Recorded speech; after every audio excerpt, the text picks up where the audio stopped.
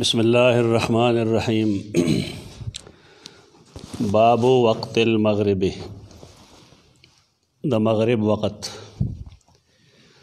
ښکاره ده چې کله انور ډوب شي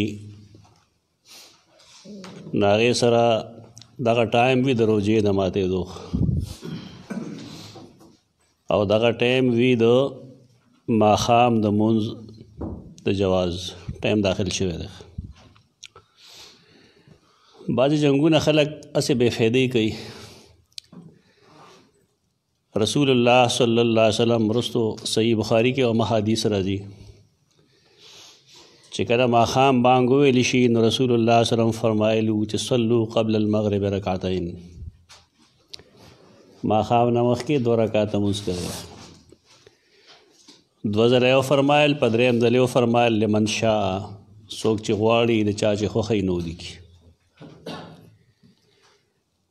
ټول عرب ملکونو کې په دې عمل کېږي، لیکن بر صغیر پاک و هند کې په دې عمل نه کېږي. او وجه خلک دا وایي چې د اکابر صحابو نه دا نقل نه دی. علمي لحاظ سره دې خبرې ستوک نه جوړېږي چې اکابر صحابو په یو څیز عمل کړی دی که نه دی کړی. چې کله حدیث صحیح موجود دی نو بیا دا څه اصولي خبره نه چې فلاني پې عمل کړی دی فلاني نه دی کړی. او بل لا چې هغې حدیثونو سره به سړی څه کوي چې پای کې دا لیکلي دي چې که د بار نه به یو سړی راغی مسجد نبوي ته نو دومره کثرت سره به خلک ولاړو چې د هغه به خیال نه و چې د ماښام فرض مونځ شوی دی. نو دا خو علما دي خامخا جواب کوي که نه چې پته دا ولګي ټول خلک ته نو خبر. بیا د بار خلک یې یاد کړی، د بار خلک او د مدینې خلکو کې فرق یې.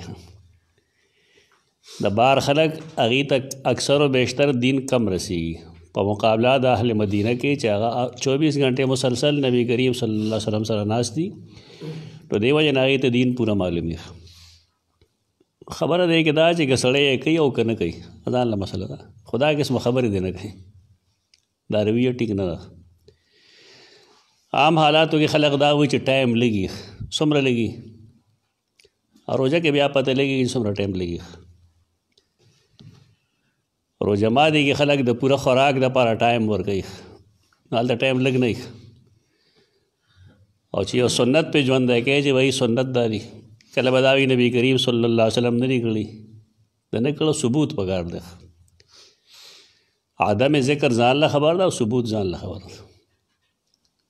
نو بار کې دا شروع کېږي د هغه ټایم نه تفصیلي بحث به هغه ځای کې وکړو کوم ځای ته چې ورسو. دا وی تر کم ځای پورې ترکې مې پورې چې سرخي موجودي، شفق ترکې مې چې سرخي موجودي دغه ټایم ده. خو دې باندې سوچ وکړئ چې دا د ماښام ټایم اوږد دی تر ماسخوتن تر ټایمه پورې، یعنې دواړو اوقاتو کې منځ کې فاصله نشته، دواړو منځ کې څه فاصله نشته ده. د سهار هغې ته وګورئ، ماسپښین هغې ته وګورئ، فاصله شته به یې که نشته. سهار بانګ وویلی شي، مونځ وشي، د مونځ وروسته بیا مکرو ټایم راشي، بیا نور خواته راشي، بیا پوره ګیپ دی تر ماسپښینه پورې. یا د سبا وخت ممتد نه دی، اوږد نه دی. امام بخاري دغه ثابتول غواړي. د دعوې د ترجمة الباب مقصد دغه دی چې د سحر ټایم کې او د ماسپښین د ټایم کې ګیپ دی، بیا د ماسپښین او د مازدیګر په کې هم ګیپ دی. څوک په مثل وایي، څوک په مثلین وایي. مازدیګر څه ټایم داخلېږي؟ په مثل اول یا په مثل ثاني. نو ګیپ شته به یې که نشته؟ ګیپ شته دی. بیا د مازدیګر او د ماښام په منځ کې وګوره څومره ګیپ دی. هغه ګیپ د کراهت د وخت هغه دی که نه، یعنې یو داسې ټایم دی چې کې بلا کراهت د مازدیګر مونځ کېږي، او یو هغه ټایم دی چې هغه ټایم مکروه دی. تیر درس کې تاسو د هغې ذکر کړو چې که یو سړی دی هغه معذور دی بالفرض، د څه عذر د وجې هغه دغه مکروه ټایم هغه باندې راورسېد دی، بس چل گئی. خو د ماښام او د ماخوستن منځ کې ګیپ نشته. یعنی څنګه چې د ماخوستن ټایم ختمیږي د ماښام ټایم ختمیږي نو د ماخوستن ټایم را رسېدلی هغه ګیپس پکې نشته. باب وقت المغرب. وقال عطا دا عطا څوک دی؟ دا عطا بن صہیب دی. حدیث کې خپل اشتر سند کې وقال عطا یجمع المریض بین المغرب والعشاء. یو سړی مریض دی ناغا جمع کولی شي د مغرب او د عشاء په منځ کې، یعنې دواړه په یو وخت کې کولی شي، ولې ګیپ په دواړو کې نشته. او د امام بخاري رحمه الله د دې عنوان مقصد هغه دغه دی دراصل چې د ماښام او ماسخوتن منځ کې څه ګیپ نشته. څنګه چې د ماښام ټایم وځي نو د ماسخوتن ټایم داخل شي. اگر چې په هغې کې اختلاف شته دی چې شفق څه ته وایي، نو دا فقهي مسله نه ده، دا لغوي مسله ده. اهل لغت شفق څه ته وایي؟ آیا سپینوالی ته وایي که سوروالی ته وایي؟ لغوي مسلې نه دلته بیا فقهي اختلاف جوړ شوی دی اجتهادي. د علماء دیوبند څه فیصله ده؟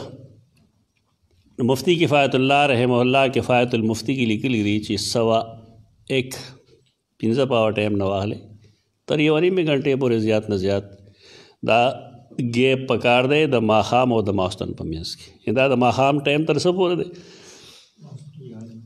1.5 غنټه زیاته. بیا لیکلي دي واضح چې د 1.5 غنټې نه سیوا نه دی پکار. کفایت المفتی کې لیکلي دي 1.5 غنټې نه سیوا نه دی پکار. دلته عجیب عجیب خلک د ځان ته وایي دیوبندیان او نقشې د خلاف کې رواني که علماء دیوبند چې کوم چوکاټ تا ته ایښی دی هغه بلکل هغه دی کوم چې حدیث کې حدیث کې چې ته مثلا نن سبا ماښام څه ټایم کېږي 25 منټه 500 که سوه باندې 5:33-34 نو مونږ چې وګورو نو 6:34-35 به شي که نه 1 غنټه نو په کم 2 بجې باندې صحیح بانګ ویلی کېږي. صحیح ټایم دی صحیح. زمونږ څه ټایم وایي 2 بجې وایي. ولا نقشه ورداسې لیکله کم ځای کې چې خلکو ول د راحت ورکولو ضرورت دی او شریعت ورکوي هلته نه ورکوي، او چې کم ځای شریعت نه ورکوي نه هلته یې ورکوي. لکه د سهار مونځ دا په غلس کې کول پکار دي، ابتدا یې په تیاره کې کول پکار دي، دومره اوږدول پکار دي چې د رڼا ته ورسي. نه هلته یې شروع کوي هم په رڼا کې ختموي هم په رڼا کې. او چې کوم ځای کې شریعت اجازت ورکوي ته رامخکې لکه خلک ستړی شوی دی تکلیف یې ورته چې بسترو ته زر لړ شي، نه هلته یې ماښام ماسخوتن ټایم یې پرې وروسته کړی دی. بلکې ډېر داسې حضرات شته چې هغه دې منځونو ته غلط وي، دا بې ټایمه منځونه کوي، دا 15 منټه مخکې لګیا دی، 1/2 غنټه مخکې لګیا دی، کار په خپله غلط کوي نسبت بل ته کوي. حدثنا محمد بن مهران محمد بن مهران الجمال ابو جعفر الرازی وی دلته قال حدثنا الولید موږ ته حدیث بیان کړی دی ولید بن مسلم القرشی. قال حدثنا الاوزاعی اوزاعی امام اوزاعی موږ ته حدیث بیان کړی دی. اوزاعی نوم دی عبدالرحمن بن عمر عبدالرحمن بن عمر. قال حدثنا ابو النجاشی موږ ته حدیث بیان کړی ابو النجاشی. ابو النجاشی څوک دی؟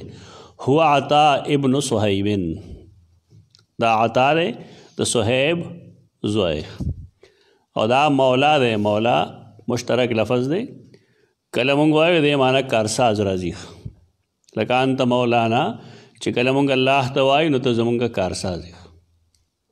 دا مهم نه دی دا لفظ، دا مشترک دی. مشترک دی، مشترک ځان له لفظ دی او مهم ځان له لفظ دی.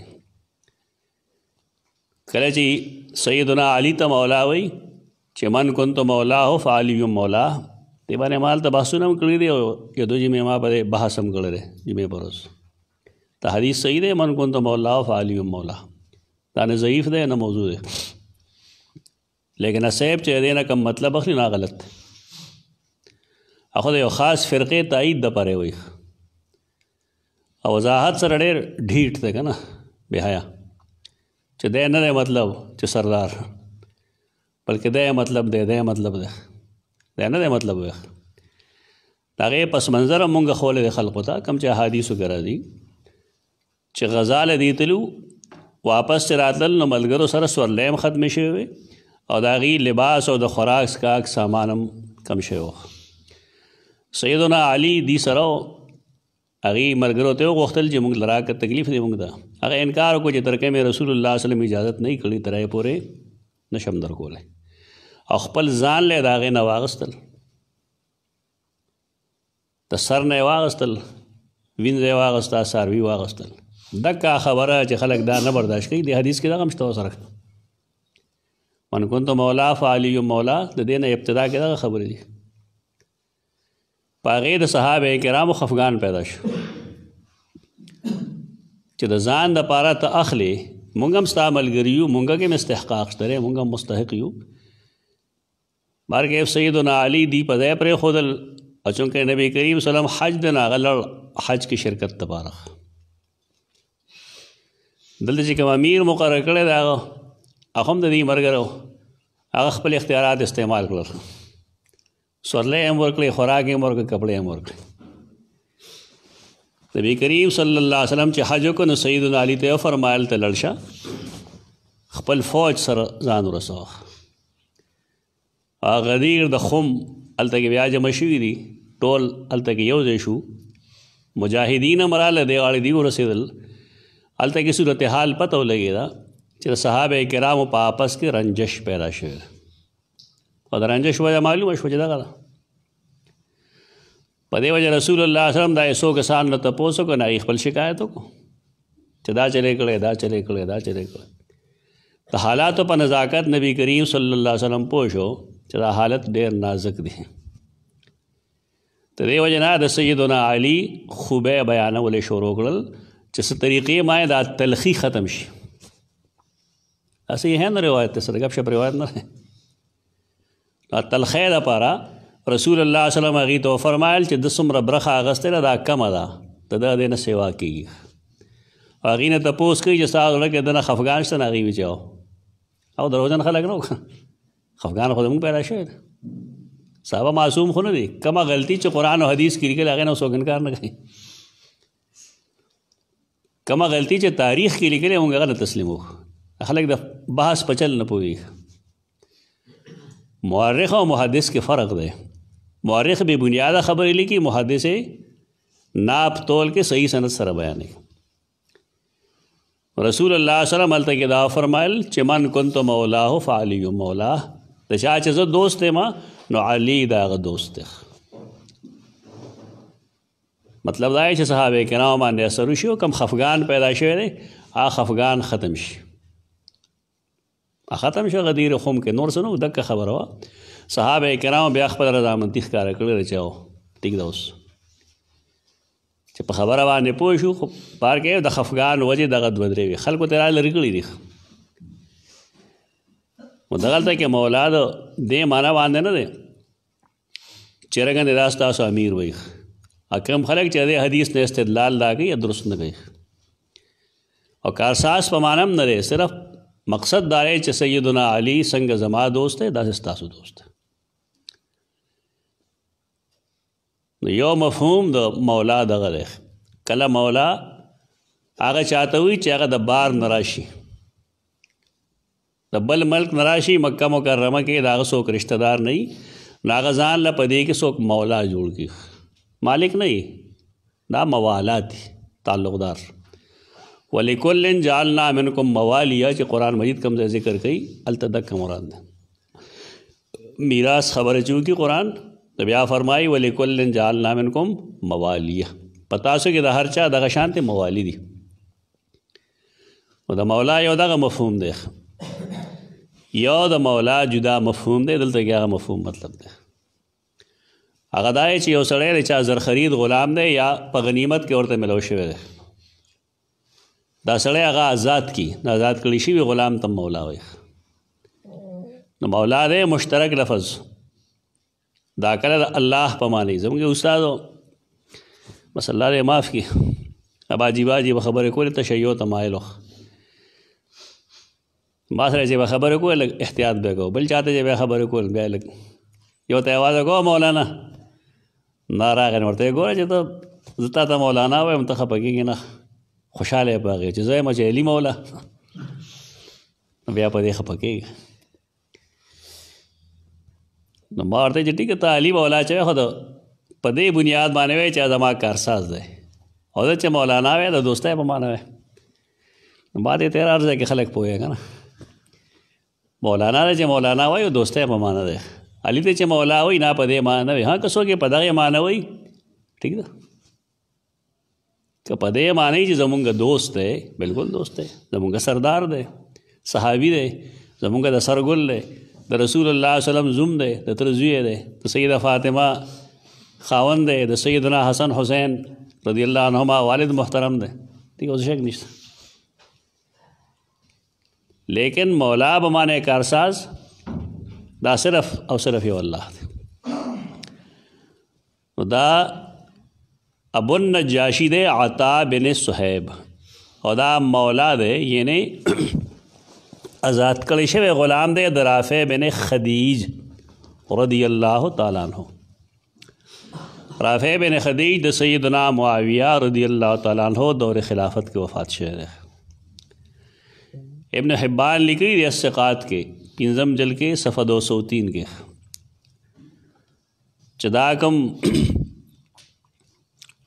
عطا دے صہیب سرا ابن صہیب سیدنا رافع بن خدیج رضی اللہ عنہ سرا دے پاتشوی دے شپک کالا صاحبہو 6 سنین شپک کالا اور سرا پاتشوی.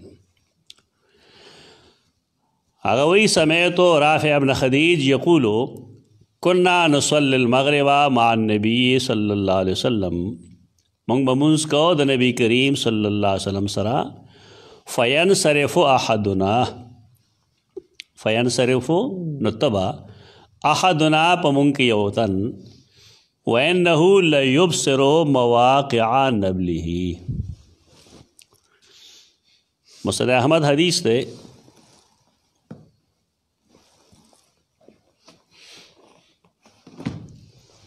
دا بعض الانصار ناغ نقل کرده ناغ دے جابر بن عبداللہ رضی اللہ عنہ، حدیث نمبر دے 14,873. کننا نصلی مع النبی صلی اللہ علیہ وسلم المغربہ، منگ بعد نبی کریم صلی اللہ علیہ وسلم سرا دما خام منس کو ثم نرجع الى منازلنا، نبیا منگ خپل منازل تا خپل کورن تتلو وهي میل هغه د مسجد نبوی نه د یو میل په فاصله باندې و. کور ته چې به رسېدو نو موږ په لاره باندې غشي مشي ویشتل، ښکار مار دپاره بس بله یې خو کار دغه نښه ویشتل رمیې دا سنت هم دی. رسول الله صلی الله انصارو ته وفرمایل ولیخ غشي ولیخ دې دپاره چې رمی قوت دی که نه. دا اوس چې کوم خلک د دې نه کنټرول کوي ټمبه مې یو سو بل سو دا هغه رمې ده د هغې هغه نوې یا مونږ دا وایو طریقې یافته شکل لږ ویشتل بنیادي چیز دی. په ویشتلو کې نقصان فوجي کم راځي او په مخامخ موډ بیل کې نقصان جسمانی ډېر زیات راځي. ذکر رسول الله صلی الله علیه وسلم رمي ته قوت ویخ الا ان الرمي هو القوه یا الرمي القوه، رمی قوت تخ. مونږ بتلو واپس بلاړو الى منازلنا وهي میل، هغه د یو میل په اندازو وانا ابصر مواقع النبل، وانا ابصر او ما لیدل نبل څه شی دی السهام العربیه. نبل او سهام کې څه فرق دی؟ سهام غیر عربي چی که نه غشی هغې ته سهام وایي، او عرب چې خپل کم جوړی نه ته نبل وایي. السهام العربیه هغې ته وایي النبل. دا مونث استعمالیږي او لا واحد لها من لفظها د دې واحد نه استعمالیږي. څوک نبلتون وایي لکه تمرن تمرتون، غبار کیف هغه کم استعمال لے. کم خلق چې فصیح و بلیغ غیر نه استعمالی. وانا ابصرو مواقع النبل، مواقع د موقع جمع دی. موقع منی کم ځای کې چې غش غوځي، او مونږ به لیدو ځای د غورځېدلو د غشو. څه مطلب دی؟ وختي وګېده، یعنی د ماښام مونځ کې بیجا لیټوالی مناسب نه دی. زمونږ خلک چې کم کوي، بعضې خلک کوي که بعض الناس دا چل کوي، یو خاص ډله ده چې مونږ د ماښام مونځ وکړو که نه وضو د جومات نه، نو د هغې اواز هغه ټایم راځي. ستاسو کلي کې هم شته دی؟ پوه شوې؟ دې غاړې ته بر علاقې ته هم شته داسې خلک، یعنی تقریباً هغې په تیاره کې کوي، په داسې تیاره کې چې کې موضع النبل نه چې اوس نه ښکاري.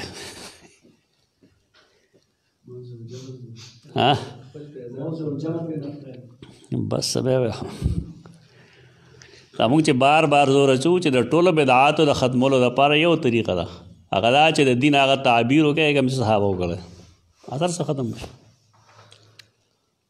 فقهي اختلافات دي، اجتهادي اختلافات دي، د بدعاتو شرکیاتو اختلافات دي.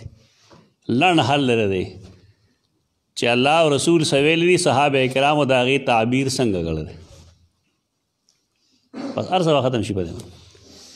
دې کې د ډلې ملې ضرورت نشته دی، د پلانې ما زه پلانې بس هو سماکم المسلمین، موږ مسلمانان یو، کافي ده. اوس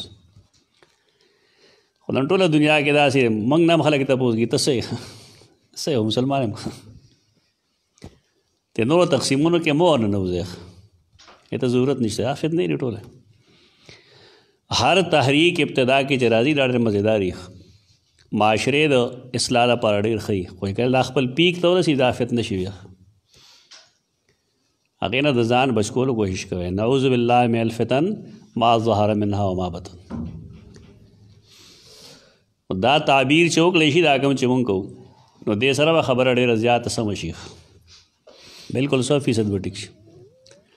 کنا نصلی المغرب، مونږ به د مازدیګر مونځ کاوه، د ماښام مونځ کاوه. کوم حدیث مونږ اوس پیش کړو؟ 14,873 دې کې یو حدیث بل دی 14,971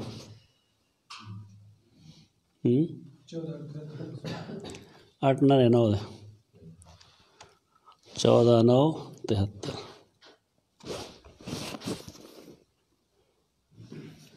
بار کې دې کې یو بل حدیث مو جل معنی راوړ.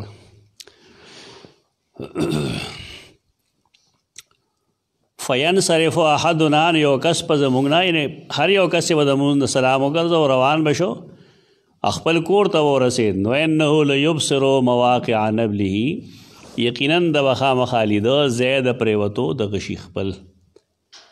دې کې لیټوالی مناسب نه دی.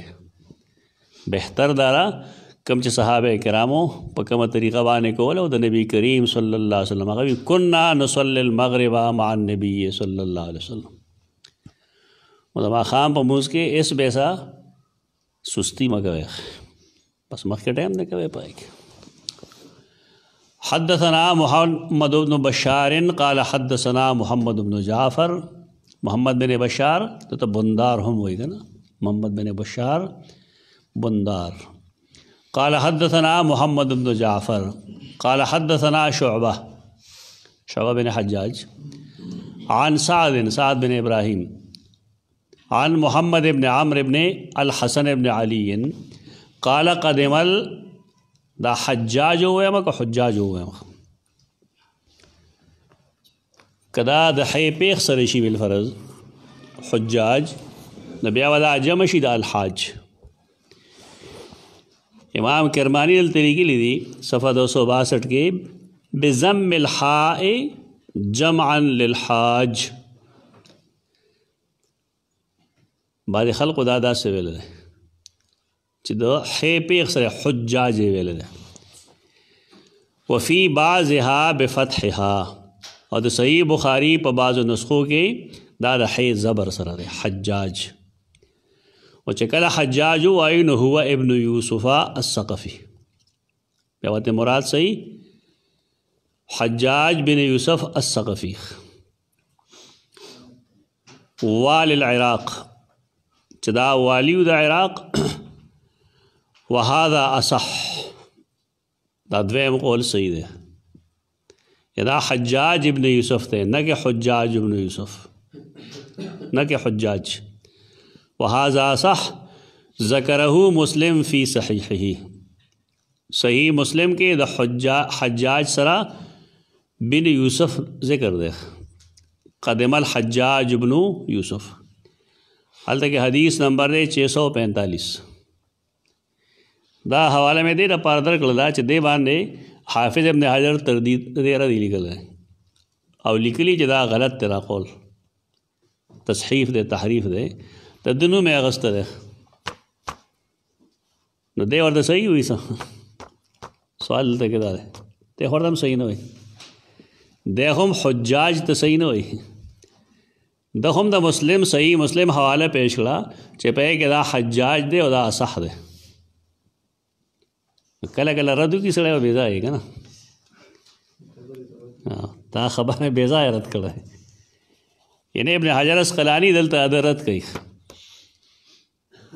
همیش د پاره چې کتابونه وګوري نو بیا ټیلی کوي اول سره دا بالکل واضح هي چې خبره اصل شی سره کنه دا بندگیری دی لکه دی چې پچا باندې سکرټیسزم نشته تنقید خدا بندگیری دا ابن حجر ته کې تیزه نه کار اغستره حضرت کړه مخکې تل الفاظ هم ډېر مناسب نه دي قدم الحجاج لاندې دی لګي بفتح الهاء المهمله وتشديد الجيم واخر جيم هو ابن يوسف الثقفي وزعم الكرماني ان الروايه بضم اوله هغه دا زعم کړه دا سے بس اوشی کله کله اوشی غیر مناسب تنقید اوشی وقال هو جمع حاج یغوی چې دا جمع د حاج ده ورپسې صحیح لیکلی ورپسې هغه لیکلی دي د صحیح مسلم حوالې سره چې دا حجاج دی دا حجاج بن یوسف دی او هغې ته اولام ویلی دی صحیح مرد ویلی نو ځای مې خو نه دی کړی نبار کے دا بعض تنقیدات مناسب نہیں غیر مناسب تنقیدی دا اجل دے کی دا سے وقت خلق دوارا تو دعاگانے کہ اللہ دوارا ہو بخیر رویہ دا اختیار والپگاری دانا جی سڑے جانڈا اوچتا گی تو ابن حجر تنقید دا بارا چاہو سڑے نہ لگی لگا کوسری و سڑے نہ لگی دا پوش لکه د شرک کې مې جوړی چې ابن حجر غوسی نه بل څوک نه غوسی هغه نه بل څه نه جوړ شي نه هغه دې ته ورغلی چې دی به په کورونو کې پردو زنانو پسې نه وته ښځو پسې به ګرځېده بیا فاسق فاجر د کتاب سره وایي یا دومره اخلاقي طور سړی راوغورځېږي چې یو داسې خبره کوي چې اړو د کولو نه دا کوثري لیکلي خپلو کتابونو کې دیرا پارا چې د حافظ ابن حجر بېزتي وکړی شي ولی شافعي دی دا خلک احناف دی یعنی مسلکي اختلاف دی ته وغورځولو چې په دروغ ویلو باندې سړی سر په نه کوي ښه خبره نه علمي اختلاف خلک وساتي ذاتي حملې سره ستاسو عمل د دې څه شواهد دي او یا قیامت پر ورځ به الله یې تپوس نه کوي یو سړی چې بې بنیاد الزام لګوي نو د قرآن سزا خو معلومه ده خو یو سړي ته سزا میلو نه شوه او دی مسلمان یې د آخرت مني که نه مني د آخرت کې به دی تپوس وکړي شعر و شاعری دی بېشک رسیا و ډېره زیاته شاعري به یې کوله خو کله دی محدث نه و که نو شاعران څه نه وي دا سبا معلقه کې څه نه وایي په خپله سبا معلقه کې هغه پلیتی وي چې د ویلو نه او که بل یو شاعر چېرته اظهار رایې کړی دی بالفرض د جهالت زمانه کې لوی لوی خلق دی چې هغې عجیب و غریب اشعار ویلی دي ما ته ډېر لوی لوی خلکو اشعار یاد دي ډېر ګنده ګنده دا لیونتوب زمانه کې د سړی چې بالغ نه وي دا اوتې بوتې کوي په دمه دمه په دې کې اخلاقي تربیت هم کېږي ذمه دارۍ هم وپېژني ورو دا سم شي تاسو لوی لوی خلک چې تاسو ګورئ ستا په خیال ډېر ابتدا هم دغه شان ته دا صرف د انبیاء علیهم السلام کاری چې معصوم وي نور خو نه معصوم که دا معیار مونږ وګرځو نو بیا خو به کار ډېر زیات خراب شي په دې بیا هېڅوک نه پوره کېږي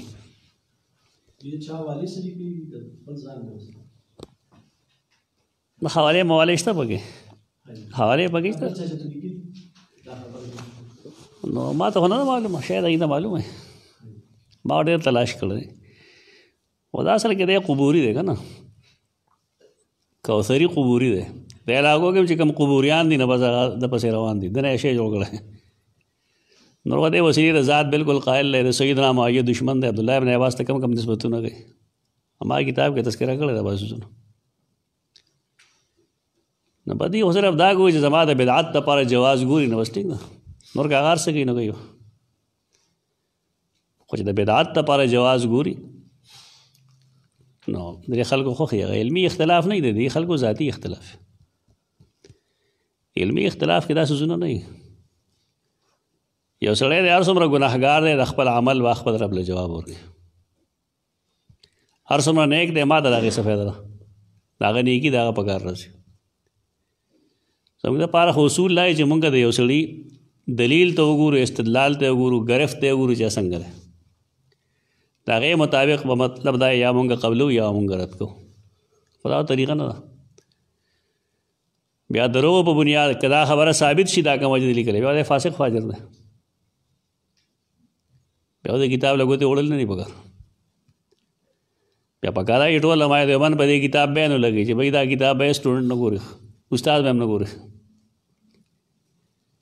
دا د خس دپاره ټول شی سوځوي که نه یعنې ثابتول سره خپله مسله غواړي نو د هغې دپاره په یو سړي باندې ذاتي حملې کوي بارکیف حدثنا شعبہ عن سعد عن محمد بن حام قال قدم الحجاج حجاج ابن یوسف راغ حجاج بن یوسف حدیث کرا دی رسول اللہ علیہ وسلم فرمائی فی ثقیف کذاب و مبیر سنن ترمذی حدیث تے بنو ثقیف کے وا یو کذاب وی اگا سوی اگا تا مختار ثقفی چا چې نبوت دعوه کړو او بل مبیر چې کوم دی حجاج بن یوسف دی 100,000 خلک د مړه کړي پته نه لګي اړو رحم پکې ونه ظالم کې اول ته سنن ترمذی کې هو په زرګونو خلک لیکل چې هغه د تړلې دی بیا مړه کړي هغه نور خبره ده دا تړلو مقدار هم 70,000 لګبګ نه سیواله نو په دا نور به دغه شان کړي سنن ترمذی چې کوم مقدار لیکي هغه خلکو چې تړلي بیا په دې خلک اعتراض کوي په قرآن باندې څه کړی دی اعراب کړی پته نه لګي د خلکو ته څه پته وي که نه داسې یو ژبه شته چې بغیر اعراب نه وویلی شي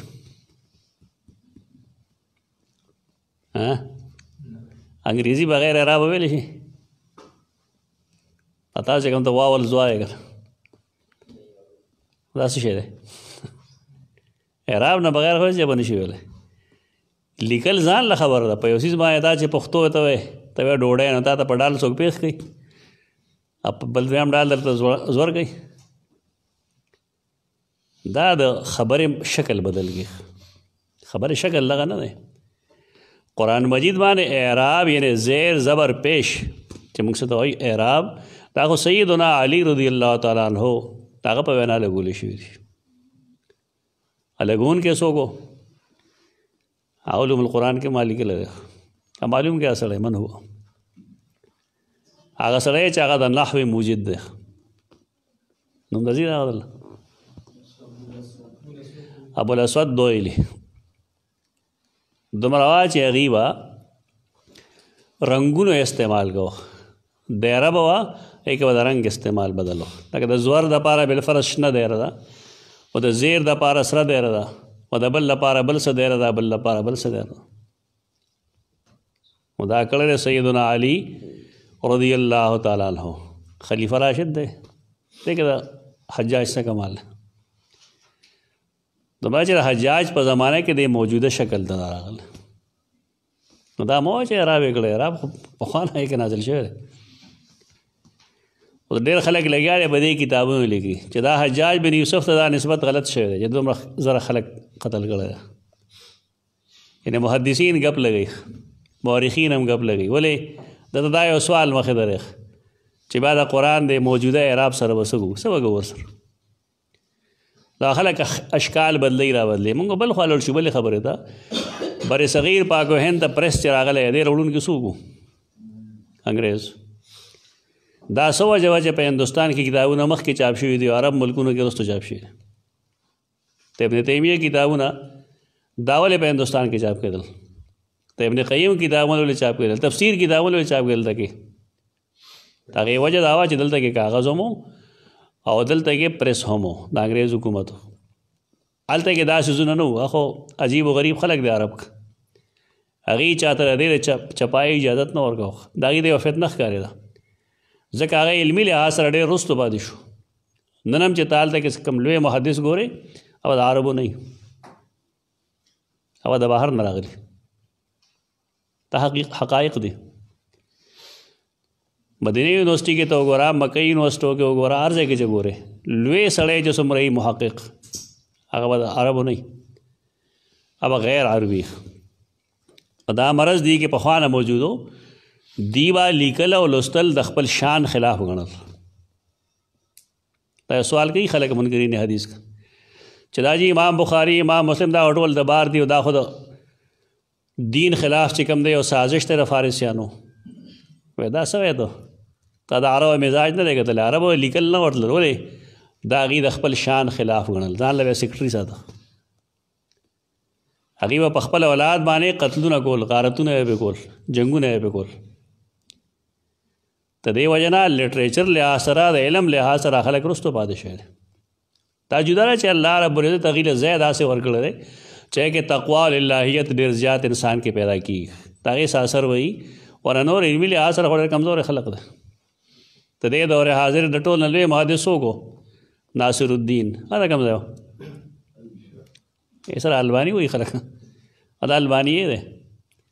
الباني عرب خو نه دی. دا اعتراض چې کوم خلک یې دی دا غلطه کوي. ابن خلدون خپله مقدمه کې د عربو دا کمزوری لیکلی دي. دا مقدمه ځان لوالی جدا چاپ شوې ده اردو کې. هغې کې ډېرې ګوتی به تا ته سلجو شي.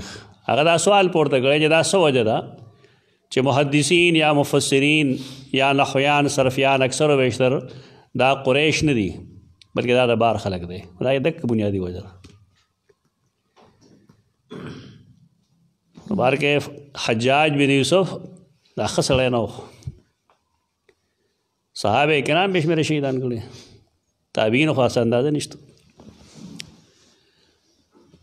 دا نوې نوې فتنې دا د حجاج دامن وینځي. اوس شته کتابونه ما سره هم پراته دي راولیږي خلک چې دې باره کې ستا سره آیا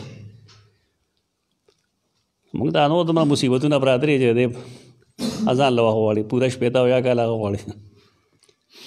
دا نوې نوې فتنې بس ځان ته خبر ساتي خلک نورې پرېږدي. داسې خلک دی چې هغې محض د بنو امیه د خرابولو دپاره د بنو عباس او د بل او د بل حمایت کوي. صحابه کرام مطلب نه وي. داسې ډېر شي خلک دی عباسیان، عباسی خاندان والا خلک. محمود احمد عباسی دی که دا کتابونه لیکلي دي خلافت یزید و معاویه. نو په هغې کې هغه څه لیکلي چې هغه د نه راکتوی نه د اورېدوی. دا ښه خبره نه ده، درست خبره نه ده.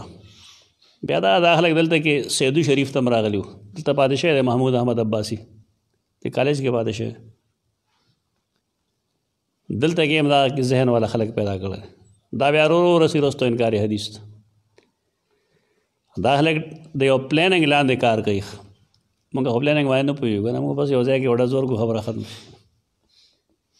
کومو ځایونو ته دې رسېدلي دي غټو غټو عهدو باندې په غټو غټو دفترونو کې په غټو غټو دربارونو کې خپله فتنه خوري په دې طریقه باندې. پرویز کم ځای کې پروان چلو شوی دی، دا وزارت خارجه کې وکړه. نو هلته یې چې کوم ګن کړی دی بس هغه ګن ټوله دنیا متاثر کړی. تاسو وایئ چې انګریزي به نه وایه، حاجي سرکاري نوکري به نه کوې، د 10 روپو دپاره به ماسټر ته سلام نه کوې. څه وایه تاسو؟ دنیا کم ځای ته ورسېږئ، تاسو کم ځای ناست. پکار دا چې هر اداره کې حق پرست ورسي، حقي پوسټ ته ورسي، غټ پوسټ. دا ځای نه خلک اثر قبلوي. زمونږ خلک په دې نه دنیا د لعنت ته ووایه، الدنیا ملعونة ملعونة ما فیها. ځای ګرځئ د کړی وخی. حجاج بن یوسف یا دی مرګرتیا نه دي کول پکار. بل دا چې موږ سره یو صحیح حدیث دی چې ان الله لیؤید هذا الدین بالرجل الفاجر. دا الله قدرت دی. الله کله کله د یو فاجر فاسق د لاس نه هم د دین تاییدي کار اخلي. ته د الله قدرت وایې که الله ته خپل دین ډېر پسندیده دی. دا د هغه د مغفرت سبب خو نه دی. دا د یورپ دا خلک راهي زمونږ کله د سترګو علاج کوي، کله د غوږونو علاج کوي، کله د برس کوي. نو سره خیال دی قرآن به پرېږدې دپاره چې ان الله لا یغفر ان یشرک به. چې ډېر لوی خدمت کوي د انسانیت، ٹھیک ده بېشک، لیکن قاعده خو دغه ده چې ان الله لا یغفر ان یشرک به ویغفر ما دون ذلک لمن یشاء. خلک دین له صفر کې ذرا بور کې دی ته وګوري، دې سوزون دې ته سره ګور چې مسلمانی نه هغه د الله ضابطې ته ګوري. الله دا ضابطه ورکړه. ډېر خلک مدر ټری ساره باسي نو یې چې ښه دې ګور دا خدمت کو دا هم الله جهنم ته بوځي. وته د الله رایه سره د قرآن کې لیکل چې الله په شرک څوک مړی هغه نه بخي. دا به الله ته پته وي که په شرک مړی الله یې نه بخي، که په شرک نه یې مړه الله به معاف کړي. قدم الحجاجو دا قسم خلق دا ډېر بیکاره خلق دی، خاص کر د دین په باره کې. حجاج بن یوسف کې څه برایي وه؟ د به ټول مونځونه لیټ کول، هر یو مونځ خپل ټایم نه لیټ کول. د هغې وجه دا وه چې دوی پوهېدل په دی چې مونږ له څوک مانځله نه راځي. که څوک راځي نه د یارې نه راځي که نه. خطبې ته هم څوک نه یې سارېدل، خطبې اورېدو له به نه راتلل. د جمعې مانځلو هم او د اختر دروازې نه هم. د دې وجه دوی دا بدعت جوړ کړی چې دوی به د اختر مونځ پسې او د جمعې مونځ پسې خطبه ویله. د دې د بدعاتو جوړولو وجه دا وه. تاسو تاریخ لوستی وایي خو په دې نظر نه لولی تاسو دې سره چې دین یو ځای کې ته پوه شئ په خبره. اختر د مونځ نه یا مخکې وی، د جمعې نه بیا وروسته وکړه. اختر نه یا مخکې په دې دپاره وی چې خلک خو مانځل راځي که نه، نو وروسته به کېناستل نه، نو ځکه به یې مخکې وی. نو دا ډېر بدعات دی پیدا کړي بې شمېره. قدم الحجاجو فسألنا جابر بن عبدالله. دی راغی مدینې منورې ته، دی امیر کړی دی.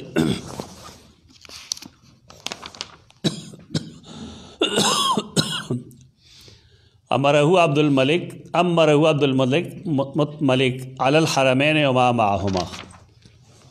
عبد الملک دی چې کوم دی د مدینې منورې د مکې مکرمې امیر کړو. و دا مصیبت شروع کو چې مونځ به یې لیټ کو. نو فسألنا جابر بن عبدالله، مونږ تپوس وکړو د سیدنا جابر بن عبدالله نه. فقال کان نبی صلی الله علیه وسلم، نو هغه راته وویل چې همیشه رسول الله صلی الله علیه وسلم یصلی الظهر بالحاجرة،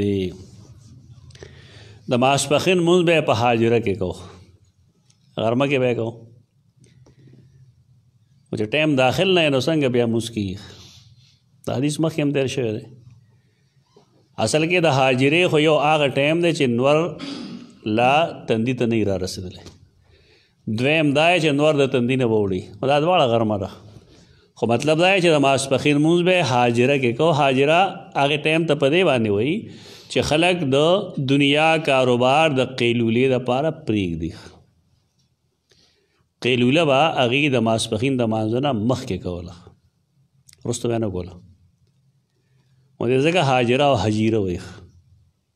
یعنې غرمې ته د ماسپښین ټایم داخل شوی خو دی بېشک، لیکن څه لږ ډېر آرام به یې کو، خوب به نه کوو، خوب ځان لسی دی، آرام ځان لسی دی. مونږ چې ماسپښین ودرېږو نو څه ټایم پاسو بیا مازدیګر. په قیلوله کې خوب نه وي، په قیلوله کې خوب نه وي، محض سر لګولی دی لپاره چې تر اوسه زه کم ستړی شوی یم چې ستړیوالی ختم شي بیا پاسي ماسپښین لمونځ کوي. خو زمونږ خلک لکه مونږ ماسپښین ودرېږو نو خلک وي قیلوله کې. خو چې شرعي اصطلاح نه سړی نه خبر نو بیا وله خندا ورځي دی په نورو پورې یعنې څه وایي دې ته قیلوله نه وایي. قیلوله کې خوب ضروري نه دی، محض آرام ډډه لګول.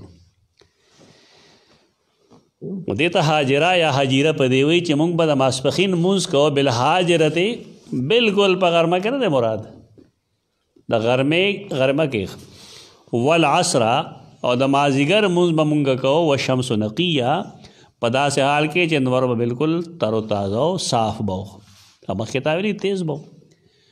والمغرب اذا وجبت او مونږ به د ماښام لمونځ کوو کله چې به وجبت نور ډوب شخ، بس نور ډوبېدو پسې دا حدیث به اوس څه شي دلیل به ګرځي دې لپاره چې صلو قبل المغرب رکعتین دپاره دا ناسخ دی جي دا به ثابته اوس چې دا مخکې وکړه هغه مخکې وکړه، ناسخ منسوخ ځان نه جوړېږي.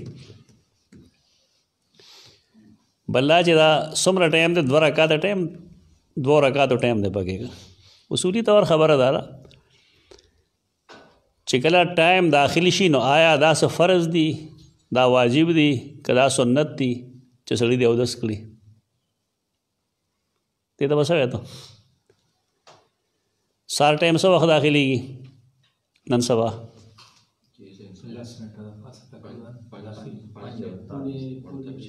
5:45 تقریبا 5:45 ټایم داخل شو. خو دغه ټایم کې ستا په خیال دا ضروري ده چې ټولو خلکو دی اودس کړي؟ خو یوازې ماښام سره تعلق نه لري که یې د ټایم داخلېدو سره د ټولو خلکو باوضو ہونا آیا دا ضروري ده؟ نه. او د ماښام دا پای کې دا ټایم داخل دی که نه داخل دی چې کله د ماښام بانګ ووایي نو آیا دا ضروري ده چې هر مونځ ګزار دی باوضو وي؟ نه ده ضروري. څه مونځ ګزار به راځي او هغوی به اودس کوي، خو چې تا د بانګ ختمېدو سره اقامت شروع کړي نو دا د دې مونځ ګزارو لرې کومه سزا ورکړه؟ دې کې فایده دغه ده چې یو 3 منټه ګیپ وساتئ، 3 منټه ګیپ وساتئ، سیوا مه ساتئ.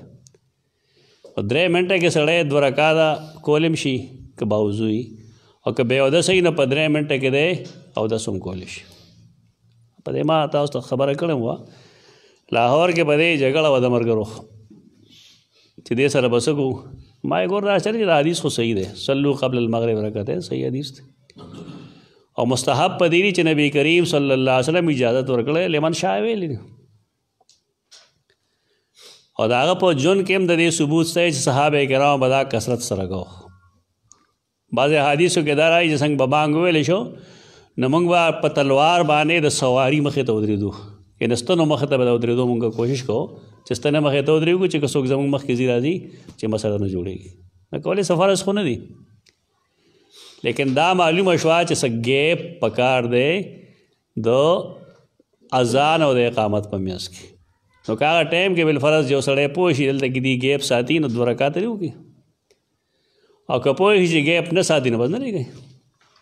دیکھو د جګړې څه نشته، خو که ګیپ مونږ وساتو نه کې فایده دا ده چې یو سړی مونځ ګزار دی او د هغه اودس مات شوی دی او دویم تازه اودس کي نو ټایم به ورته میلو شي. ناخوا مونږ دا فیصله وکړله، خبره وشوله، ملګري پوه شو، بیا چې بل کال زه لړم، بل کال نه خو 2-3 کال وروسته لړم، او دا یې ملګرو جماعتونو کې داسې نوټس یې لګوي نوټس بورډ باندې چې د ماښام اذان وشي نو د ماښام د اذان نه تر اقامته پورې 3 منټه ګیپ به وي. نو ما دا اوس ښه خبر ده ګیپ ورکړه که ته پکې څه کوې، که ته پکې نفل کوې، که ته پکې قرآن لولې او که ته پکې اودس کوې، خو دا زیاتې نه دي کول پکار. اکثر تاسو د ماښام ټایم کې وګورئ نو 3 کسان به امام سره سلام وګرځي او باقي دی خوا او دی خوا شاته یو صف او 2 صفه دا به ولاړي. لکه مونږ دې سره دا وکړو چې وایي دا خو سنت مطابق وګړي خلک راځي مونږ گزار دي نو 3 منټه کې په ساده کنه کې څه ګناه ده چې ډوډۍ لپاره ورکوي په روزه کې نو د مونږ لپاره هم ورکوي.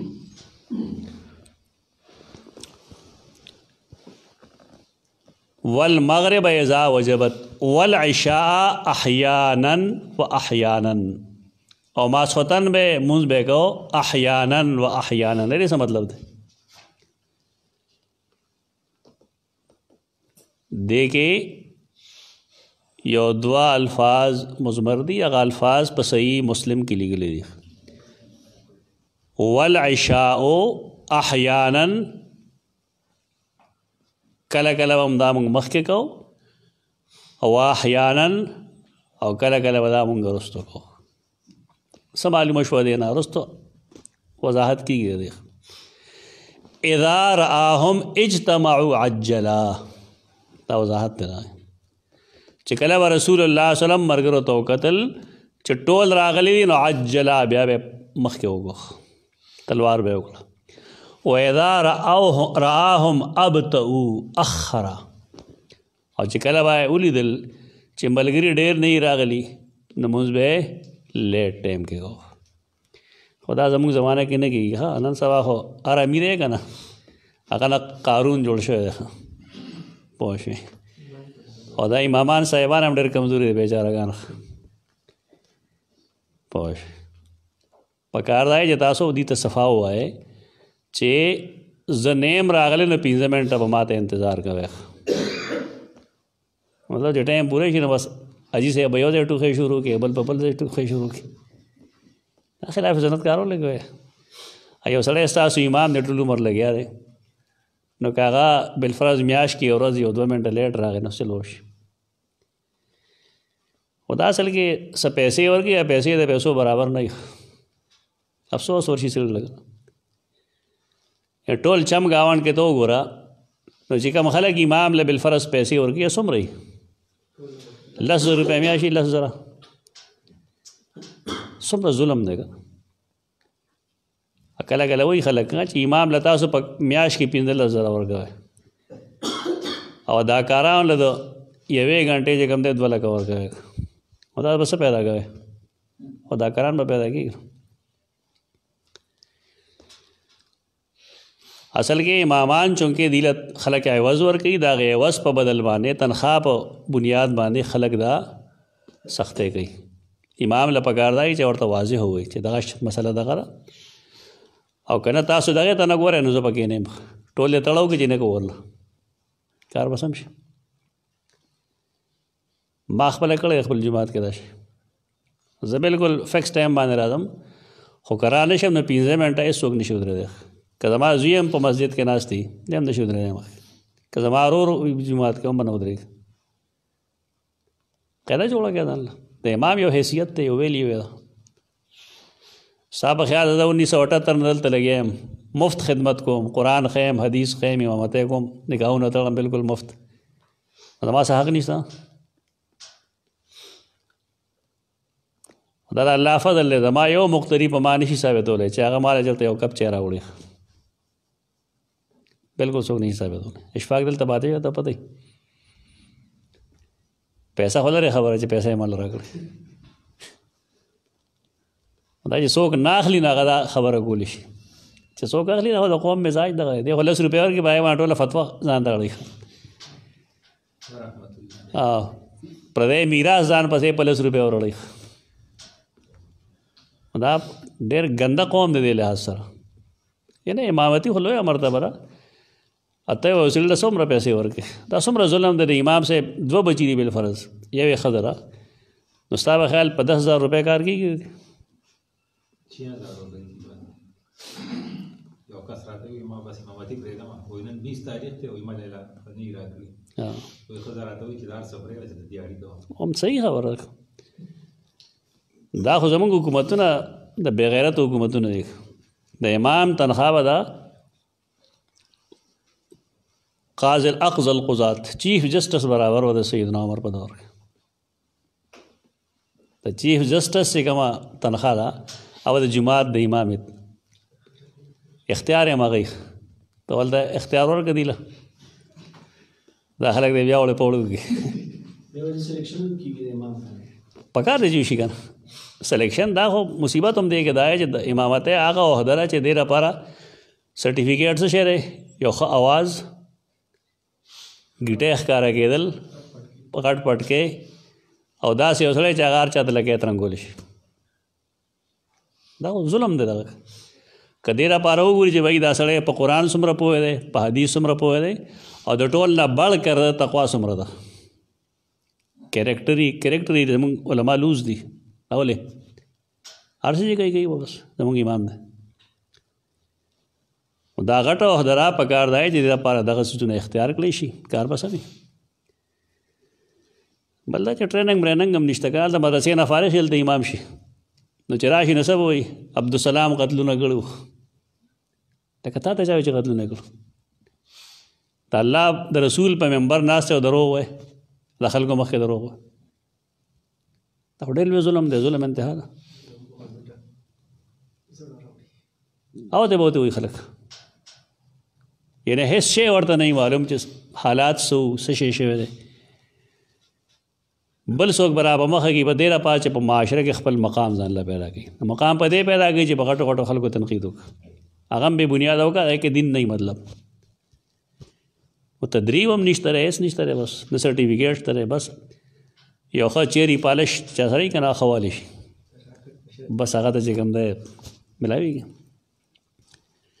دا حدیث تا مخکې دی زموږ جومات کې موږ کوو دغه شان کار کله کله زه 15 منټه مخکې ودرېږم کله 10 منټه وروسته ودرېږم سوچ کنډر کې نه یم ناست لږه سختي په دې پکاري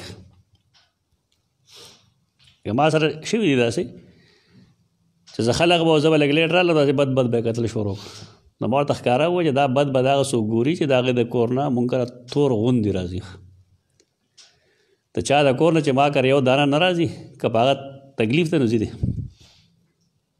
د هغه څوک ویلی چې هغه اخلي نه که نه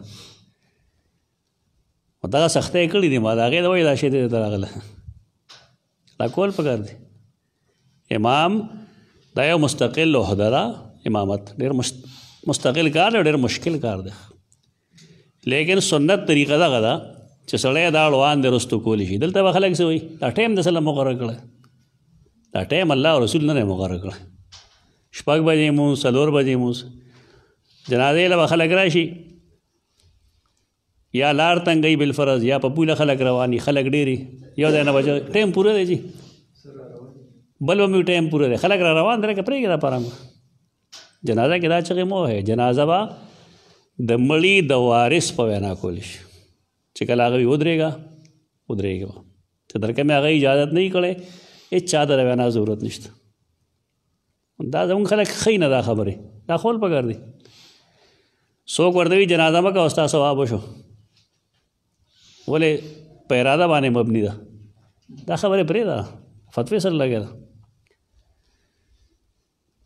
دا ځان هم په دې باندې پوهه کې نور خلک هم پوهه شعور بیدار کې خلکو کې چې وایي خلک را روان دی بس د ټایم تعین دا کم چې مونږ وایو چې 6 بجې جنازه ده 11 بجې جنازه دا خو الله رسول نه دی کړی دا خو یو انتظامي امر دی دا مونږ مخکې کولی شو مثلا سړی پوهېږي چې ما چاته اطلاع ورکوله یا څوک راتلل نه راغلی دي نو که 6 منټه بعد یې مخکې جنازه وکړه خبره ختمه شوه په دې نه پوهېږي خلک دی وایي که دا 11 بجې چې ټایم ما کم مقرر کړو خو دا ګندې الله مقرر کړی په دې نه اخوا دېخوا کېږي منه نبی کریم صلی الله علیه وسلم ماسختن کې دا چل کوو چې والعشاء احیانا تقدم و احیانا تأخر کله کله به مخکې کوو کله به وروستو کوو اذا رآهم اجتمعوا عجلا چې کله به دي ولیدل چې دي ټول جمع شوي دي عجلا تلوار به وکړه و اذا رآهم ابطؤوا اخرا او چې کله به ولیدل چې دي وروستو شوي دي نه راغلي ټول بیا به مونځ وروستو والصبح کانو او کان النبی صلی الله علیه وسلم دا کانو یا او کانا دا اختلاف چرته کې دراوی نه راغله چې والصبح کانو یصلیها بغلس یا دا سره یا دا چې والصبح کان النبی صلی الله علیه وسلم یصلیها بغلس. په دواړو صورتو کې خبره دای چې مونږ دی رسول الله صلی الله علیه وسلم په مرګړتیا کې کړه دی आवाज نه کړه. تیرې وضاحت ضروری دی په دې کې. یعنی کان النبی صلی الله علیه وسلم یصلیها یا کانو یصلیها هر یو چی خود نبی کریم صلی الله علیه وسلم موجودگی با په دواړو صورتونو کې وی. نراوی داوی چیرې دغه شانت راته ویلو کدا سه ویلو خو یصلوها بغلسن هغه به مونږ به کو پتیار کې. نو تیار کې چا خدا مطلب اغستره چې شوروم په تیار کې کا او ختم هم په تیار کې کا. دا یو مسلک شته حرمینو کې تقریبا په دې عمل کې شروع کوي تیار کې او ختم یې هم په تیار کې. پر امام مالک هم مذهب ده تنورو بعض امام نا مذهب ده. لیکن چې کله مونږه دا دغه حدیث په تناظر کې وګورو چې د سحر مونځ هغه کې بهتر کم دی غوره کم دی اسفروا بالفجر فانه اعظم بالاجر. په دې دواړو کې تطبیق بسنګ گئی یصلیها بغلسن یعنی ابتدا د مونځ به وکړله په تیار کې. نو بیا دا رکعت تلاوت به دومره وګدو کو چې اسفار ته به ورسو رڼا ته به ورسو. په دې کې فایده به دا وشي چې مونږ به په دواړو حدیثونو باندې عمل وکړو. بعض خلک بالخصوص د دې علاقې خلک د اسفروا بالفجر فانه اعظم للاجر مطلب دا اخلي چې تاسو د سحر مونځ شروع پرنا کې گئے ابه ختم هم پرنا کې گئے نو اجر به عظیم شي ډیر بشي اجر به ډیر شي. څنګه به ډیر شي ډیر خلک با په مانځه کې شرکت کوي د ساره خلک ودی غافلی. په تعویل خو دغه کړه خو د حدیث خلاف ده. حدیث کې اعظم للاجر ویل اکثر للاجر نه ویل. اعظم او اکثر جدا الفاظ دي. اعظم دا مطلب دی چې دا په تیار کې شروع کو رڼا ته ورسو نو ستا چونکه مشقت ډیر شو قرآن دې ډیر ولست نو لہذا استا اجر بسې عظیم وي. تاته چې سوي نه پدې کې عظمت نه راځي پدې کې اکثریت راځي او هغه غلط دی. اخو خلق به پګی ډیر شي اجر نه ډیریږي منځګزار به ډیر شي پېږي. دا د حدیث ته ظاهر نه خلاف ده. امام طحاوی رحمه الله خپل شرح معان الاثار کې هم دا دریم تعویل چې کوم دی دیته د امام ابو حنیفه رحمه الله مذهب ویل. قاضی ابو یوسف امام محمد او د امام ابو حنیفه رحمهم الله نه دریواړو نه هغه دا نقل کړی چې دریواړو مذهب داري چې د سحر مونږ شروع په تیارې کې کړی شي تر دې چې اسفار ته ورسي. دا بهتر دی. کم سے کم شپېته آیتونه چې لوستې شي په دواړو رکعتونو کې. دا خبره حدیثونه معلومه نه نه ودوها باندې وایي د سحر مونځ په ودوها و 3 باندې گئی دومره لیټ گئی. او بله فقهي قاعده هم د حدیث کې هم د قاعده کنه چې دومره وختي کول پکار دي چې بالفرض مونځ فاسد شي بالفرض نو چې بیا د سنت مطابق طویل کولی شي. دا بالا کی چې تا شروع کړې په تیارې کې ایله رڼا ته ورسې او چې کله دا تا شروع پر رڼا کې کو ختم نیم پر رڼا کې کو دا بالفرض فاسد شنو بیا چې سنت مطابق کې نو مکروه ټیم ته ورسي. نو دې کې لږ په خلکو مهنت پکار ده. مهنت دای چې خلکو دا ترغیب ورکول پکار دي چې ماسوتن وختي ود کېږي. ډرامې مرامې مګوره او حکومت لم پګای چې دا د مخ کتاب دی کنه دا شپې بند کی فیسبوک وغیرہ دی چې دا د شپې بالکل پرمننٹ بندي بس ماستان نه روسي دا بالکل کولو نه وړو ته دې ویوز چې کومه دا بالکل بدل کړی شي. ځکه رسول الله صلی الله علیه وسلم د ماسوتن د موږ نرستو په خبره اترو باندې په غب شپ باندې پابندي لګولې دا بلکې نهي کړی دا نه نبی صلی الله علیه وسلم عن السمر سمر نه منع کړی دا نو دې چې وختي ود شي نو سار به وختي پاسي. صرف طالب علم طلباء د اجازه کوي کله شپې انټرنیټ استعمالي انا غي د لپاره اجازه ته هو عابدینو د لپاره اجازه ته بعضې خلکو مزاج جوړ شوي چې هغه هر څه ټایم ودی شي نه په ټایم پاسي مستثنیات دي پکې خو بار کې دا کوم عام عادت چې دا درست نه دی اگر ایڈورټایزمنټس راځي نو تا ته بندولی شي که نه شي بندولی بندېدی شي که نو که دغه څیزونه بند کړي حکومت نو کار سم دی خو هغه دین دغه کوي اصل کې دا چې کوم زرد صحافت چلیږي که نه او هغې سره دا کوم ارامیتوب چلیږي د دې اصل مقصد خدا دی چې زمونږ د نوي نسل نه حیا عزت د مشرانو احترام دا بالکل ختم شي د هغې خو خپل نظام بالکل برباد دی ای خو نه پلار پیژني نه مور پیژني یو سړي ته دا پته نه زما پلار څوک دی زموږ یو دوست دی هغه ما ته حلفیه وی ډاکټر عمر صاحب الله دی وبخي چې د هغې خلکو په فلانې ولد فلانې هغه ولدیت خانه اوس د هغې د ختمولو کوشش کوي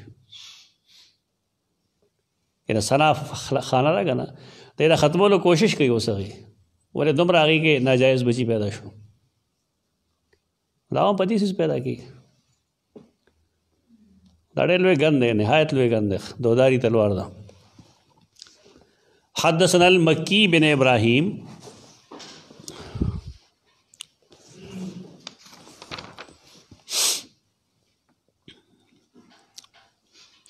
خدا کم حدیث چې مونږ آخر کې ہوئے د دې نه یو استنباط کړی دی امام ابن دقیق العید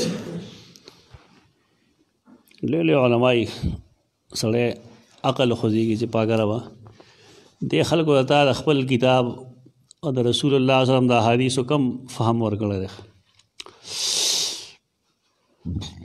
ابن دقیق العید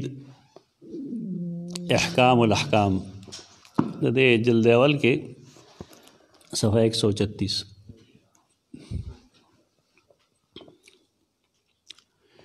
یو سوال دی جوړی سوال لای چې یو سړی د ماسخوتن مونځ کوي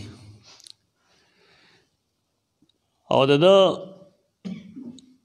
خیال لای چې زه په افضل ټایم کې کوم افضل ټایم چې کوم دی نو هغه دی اول خو پای کې جمع نشته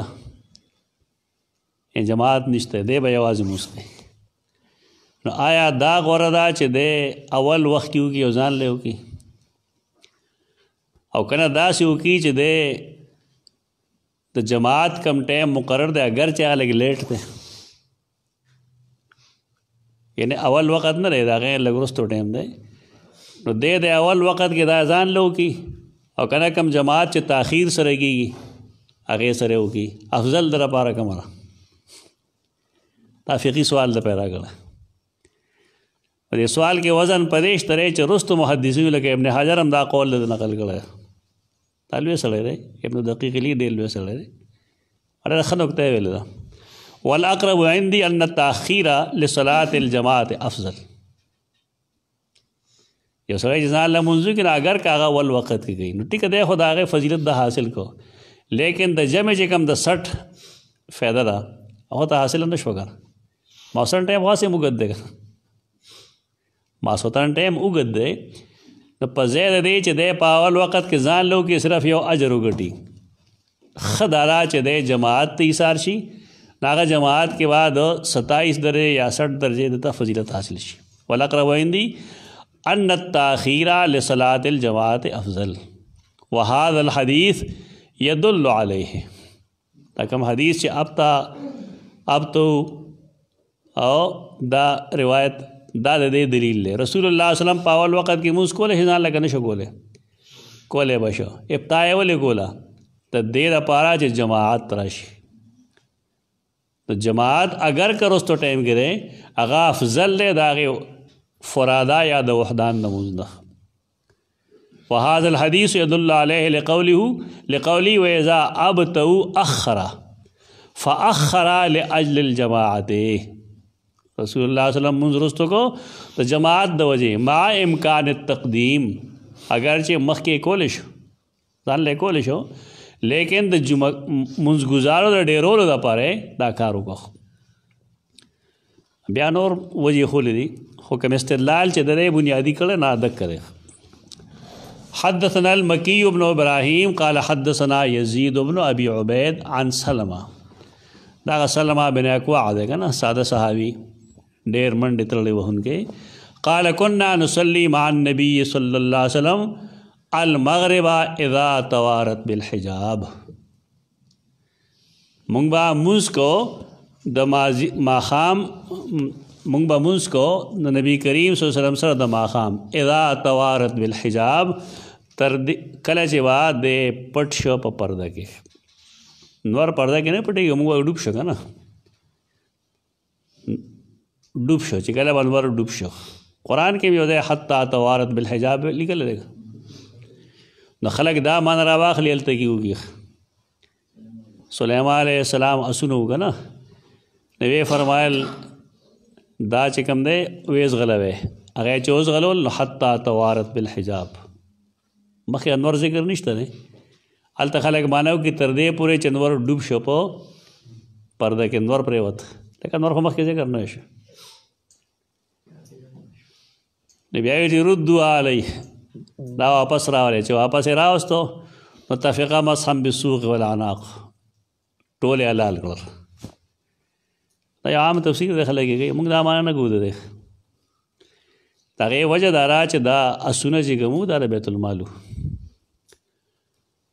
او که بالفرض د مازدیګر د مونځ نه اول خو دغه مطلب نه دی کوم چې اغوستی دی خلکو. د مازدیګر د مونځ نه غفلت سلیمان علیه السلام په خپله پیدا کړی دی او که اسونه پیدا کړی دی. او بیا دا چې دی کې د اسونو څه ګناه نشته دی، دا خو د جهاد دپاره بنیادي آله وه. دی کې ښه تفسیر هغه دی کوم چې امام راضي یا نورو بعض مفسرینو کړی دی چې هغه اسونه وځغلول حتی توارت بالحجاب تر دې پورې چې هغې په خپلو دوړو کې پټ شو. اس چې منډې وایي که نه نو دوړې کوي نه، په هغې دوړو کې پټ شو. نو دا اس جان چې کېږي نه یوازې پتلو کې نه کېږي، په راتلو کې هم کېږي. کم کسان سایز چیږي نه سایز د اسونو تجربه کار، نو هغې اس یوازې پتلو کې نه معلوموي، په راتلو کې معلوموي چې د رفتار څنګه دی. نو بیا فرمایل ردوها علیه، دا ما ته واپس راولی ده. چې کله رایل نو بیا چې څنګه زمیندار یا هغه مالک د اس د هغه پنډی، د هغه خپې، د هغه سر، د هغه ګردن سټ په دې لاس وایي راوایي ټپوي راټپوي، دې ته وایي تفقه مسحم بالسوق والعناق.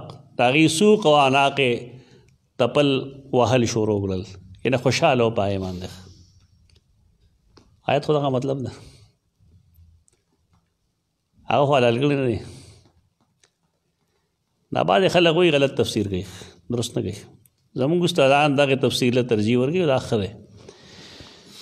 حتی اذا توارت بالحجاب.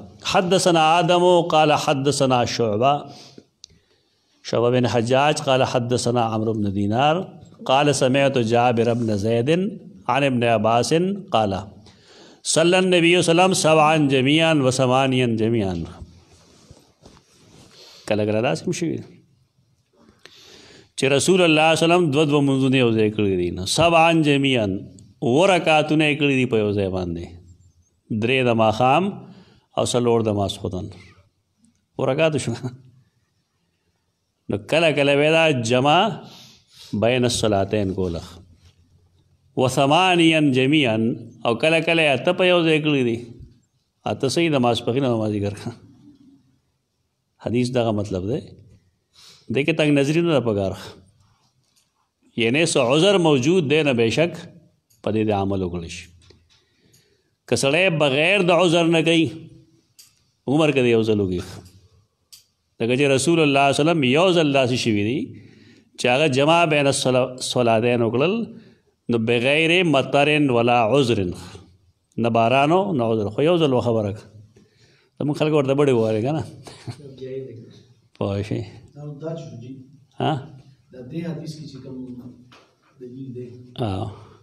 دا سفر کې به راته که نو سفر کې به راتلل، جهادونو کې به راتلل. عام خو دغه دی چې حدیث مونږ ګورو به د قرآن رڼا کې ګورو. ان الصلاة کانت علی المؤمنین کتاب موقوت. د مونځ دپاره چې کوم خپل ټایمنګ دی نو د هغه د عذر نه بغیر هغه وړاندې وروستو نشي کولی. ځکه ما قید لګو چې که سړی بغیر د عذر نه کوي نو صرف جون کې یو ځل نبی کریم صلی الله علیه وسلم کړی دي په هغې د هغه شانته عمل وکړي خو کسب دې ورته نه وایي زه بس کې اقول قولي هذا استغفر الله لكم ولسائر المسلمين لکه حسان مشتری